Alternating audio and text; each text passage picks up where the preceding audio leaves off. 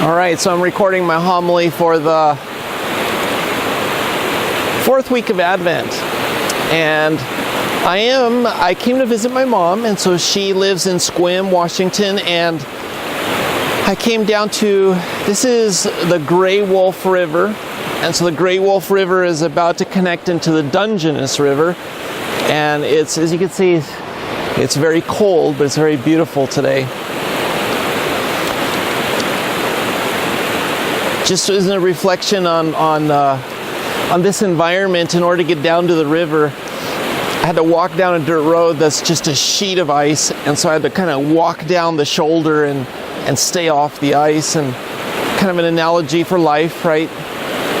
And we're going to be talking a little bit today about Mary and Joseph, and Mary and Joseph's path was never really easy, and there's multiple moments when they had to trust God. And it's kind of like, life's not always going to be easy. In fact, when it is, it might mean that we're not on the right path, because God has a much more powerful, much more beautiful intent. So right here, it's kind of cold and treacherous, but at the same time, this is God's plan. It's beautiful here. Just like his plan for Mary and Joseph was beautiful, and yet sometimes treacherous, sometimes very difficult. So a couple weeks ago, I was with the 7th graders in Immaculate Conception School, and one of the young ladies in the class asked me a two-part question. And she said, Father, can you define for us the word love? And can you define for us the word trust? What is it, right? It's a great question. And so after we had talked for a while, because I never like to just give them an answer, I want them to generate the answer. But after we had talked for a while, I shared with them kind of a philosophical answer. What is love? And so love is to desire the greatest good for the other. And so that's true love, to desire the greatest good for the other. It sounds kind of boring, right? But when you really go deep, it makes perfect sense. It's when I truly desire the greatest good, the greatest thing for the other person, then I know I truly love them. Now, what is it and what is it not? So, we may fall into a trap. Let's say a husband and wife. So let's say, for example, I'm married, and so I have my wife, and I desire the greatest good for my wife. And she needs a car. She needs a brand new car, right? Or a new car. And so I say, I desire the greatest good for her. So I want her to be safe. And I want her to be comfortable because, she's great. I mean, I love her. And so I decide to go out and buy her a Cadillac, right? Nice, luxurious car. She comes home and she looks at the Cadillac and she's kind of scowling, and she's like, what did you do? Why did you buy a Cadillac? We live on a farm, right? I need a pickup truck. I need a pickup truck to haul bales of hay. I can't put hay in the back of a Cadillac. Well, I suppose you could, but it doesn't work, right? It doesn't match. And so that was a failed attempt at desiring the greatest good. And the problem was that the husband, me in this case, I was trying to pamper her. I was trying to make her life easier and more comfortable. But that's not necessarily desiring the greatest good. So the greatest good is when I desire to help, or when a husband, or vice versa, but when the husband desires to help his wife become the greatest wife that she can be, to become the greatest woman that she can be, right? And the ultimate, the highest level of that is in her faith life, in her mission to serve God and to serve her neighbor and the family and to love her husband. And so the husband desires to help her complete her mission, to prepare her for that mission. And so that doesn't necessarily mean pampering, right? It means preparing, help them to prepare for their mission and to accomplish their mission. And obviously in the marriage, it goes both ways, right? And for the kids and for everyone. And so that's love. Now, a couple examples. So, let's say your college son or daughter comes home from is in the middle of the semester, and so they call you up and they say, Mom and Dad, I ran out of money. And so you're saying, okay, I love my child. I desire the greatest good for them. What do I do? Do I just give them money? And so some people would say, well, yeah, okay, I love them. I gotta give them money. But is that the greatest good? And so you start talking to your son or daughter and you say, now we planned this out, right? You budgeted your money and we worked together on that budget and you went over your budget. And so because I love you so much, I am not going to give you a penny. Because that's part of maturing and becoming a good person. A good young adult is learning the discipline to keep to a budget and to manage your finances and to be mature about your decisions. Okay, some people would agree, some people would disagree with me on that. But it's desiring the greatest good. I desire for my young son or daughter to be successful, to be able to make good decisions. All right, another example. So when I was growing up, when we would go to school, we always had our brown bag lunch, right? In a brown paper bag. And I think we were the only ones in our school that actually did that regularly. And as kids, you compare food that you get in your lunch, right? And sometimes you might even trade food. My mom loved to make us healthy. And so, for example, the bread on our sandwiches, the bread was this stone ground, whole wheat bread. I mean, it was intense. I mean, you could build a house with that bread. But it was the healthiest bread my mom could afford and could buy. And so that's what she was going to feed her children. And we would go to school and we'd see all our friends and they would have white bread. They would have white bread with bologna sandwiches. I mean, bologna is not healthy. We never had bologna in our house. My sandwiches were peanut butter and honey. And it was honey because jelly had too much sugar in it, right? And so it wasn't healthy. And so my mom was very intent about that her children were going to eat healthy and be healthy. Now, growing up, did we appreciate that? No, not at all. We were always jealous of our friends or other people. But my mom desired the greatest good for us. And even if it meant fighting with us about it in our complaints, she would not buckle on it. And now I look at my brothers and sisters with their kids, and they're kind of doing the same thing. It's like it was instilled in us. Desire the greatest good. I want my children to be healthy, even if they don't necessarily appreciate it. So, love, desiring the greatest good. Now, trust is connected to love. It's like an appendage of love. And so trust is when I believe that you desire the greatest good for others in your life. And so I trust you because of that, because I believe that you desire that greatest good. And so when we don't trust each other, it's because we don't have confidence that that person desires that great good. And so what do? We take back that trust. We manipulate the relationship. We might even use fear instead to control things. And so that's when trust has been broken. So trust is when I believe the other person, you believe the other person desires the greatest good for you and for others, right? Okay, now let's go into our stories a little bit. First, we're going to go to Adam and Eve. So I've been going into Adam and Eve and the story in the garden quite a bit. They're standing next to this tree, right? And so the tree is the knowledge of good and evil, and it's a tree of temptation. And so when God gives them a responsibility, a mission, which at this point was very simple, but he gives them this mission, and they're not trusting him.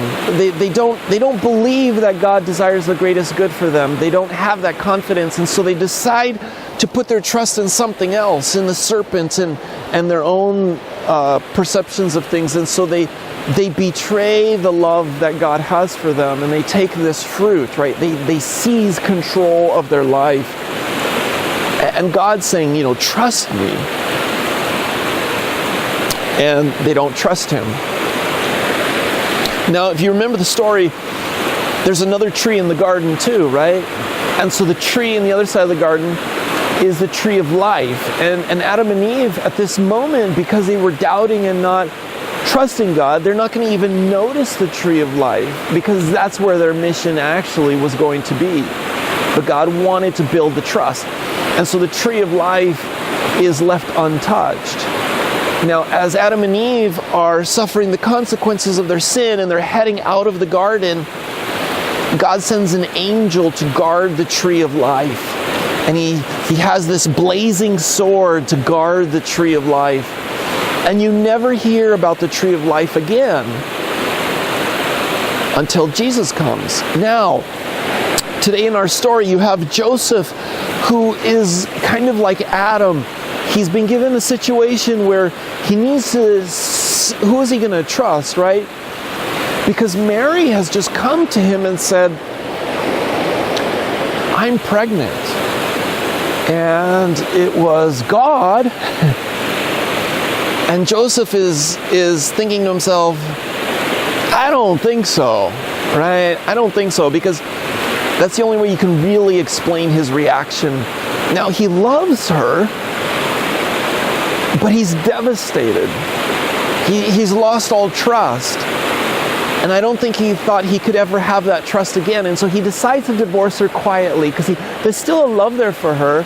He doesn't want to throw her under the bus, but at the same time, he can't trust. And so he decides to divorce her quietly. Well, in his dream, along comes an angel. Now, the way God makes connections, I almost wonder if it's the same angel, right? The same angelic being who was guarding the tree of life is now coming to Joseph and saying, Joseph, trust God on this one, right?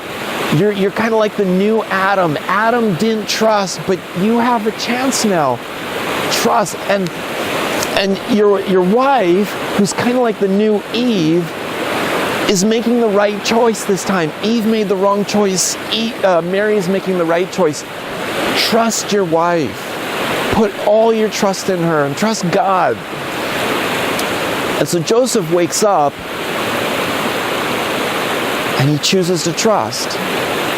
God doesn't give him all the answers, right? God will not give you all the answers in your life. He's not going to lay it out and make an easy path for you. Your marriage is not measured by how easy it is, but the intensity of how you love and trust, and God is part of that. And so the angel is presenting now to the world and to them this tree of life, who is Jesus Christ, the fruit of that tree, the one who will save us and give us life. Now, you can imagine Mary in this situation. Mary is being told that you're going to be pregnant, but everybody else is going to think that she cheated on Joseph, right? And she's risking a lot here, because she's risking the fact that nobody will ever really see her as being a chosen one, but rather one who was kind of like Eve and screwed it up, right? Did something bad. And so she really has to trust God. Now, it doesn't really get any easier for them, because as Mary is pregnant, they have to go to Bethlehem. And Bethlehem was a 90-mile journey from Nazareth. And they didn't have Cadillacs, right? They had to go on foot. They had to, and Mary probably would have ridden on a donkey, just like we often visualize. But 9 months pregnant, riding on a donkey for like 9 or 10 days, never been pregnant, but I don't really think that sounds like a whole lot of fun. And then you think of Joseph, the husband, and he wants to be a good husband, right? And he's taking his wife, who's 9 months pregnant, on a 90-mile journey on the back of a donkey. He's probably feeling like he's the worst husband in the world. But he is trusting, right? In that darkness, he's trusting. Now they get to Bethlehem, and you would think Joseph is probably relieved. He's like, I got her here, and she didn't have her baby on the road. And they can't find a place. And so here Mary's having her baby in a barn, in a stable. And Joseph, again, he's got to feel in this moment like he's the worst husband in the world. But he's trusting. And God's at work.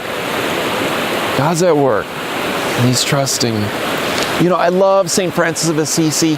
I love his freedom that he had, where he could live a life of poverty and he could be so joyous about it that he just had this incredible trust of God. And so I think Francis was the first one to start having a creche, a nativity scene built. He had such a connection to the Holy Family, to Mary and Joseph. And so he would see in that stable scene, and he wanted everyone to see it, just this beautiful trust that Mary and Joseph had in God. And they didn't have all the answers, but they knew God was working in that simplicity and in that poverty.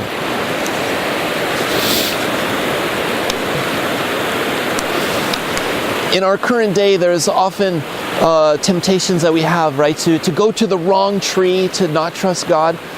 I remember seeing a statistic not too long ago, actually a couple years ago, and the statistic was something in the United States, and it said that in the United States, of children, unborn children, so children that are in utero, that are diagnosed, they do the in utero testing, they're diagnosed with Down syndrome. Of those children who are diagnosed, 90% of them are aborted. 90% of them are aborted. I understand the fear.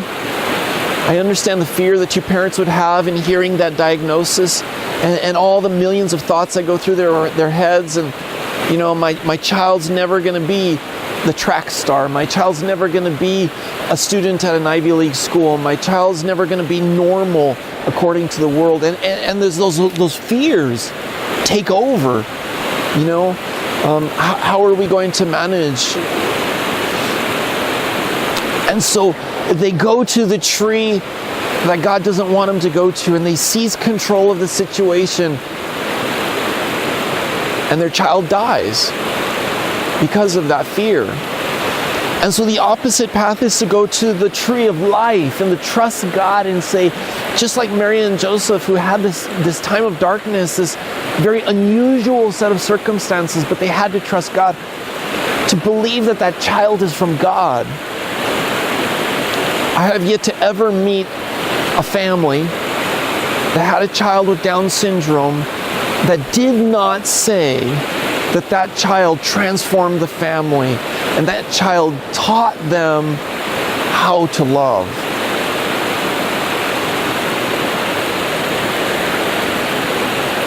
Trust, right? In our culture today, millions of little opportunities to not trust. That's why people turn to birth control and contraception, and it's why they turn to sterilization, is because at some point they say, I'm not going to trust God on this. I'm going to seize control. As a priest, there's many things in my own life. I'm not married, and so I don't struggle with those temptations, but there's times when I use spiritual contraception, right? I don't trust God, or I try to seize control. And in the end, all I end up doing is destroying what God is trying to do. So we try to trust, right? We put our trust in God. And we recognize He desires always the greatest good for us. And when he looks at us and he sees in us our ability to desire the greatest good for his plan and for the people around us, oh, that makes God so happy. I want you to do something this week. And so Christmas is coming this coming Sunday.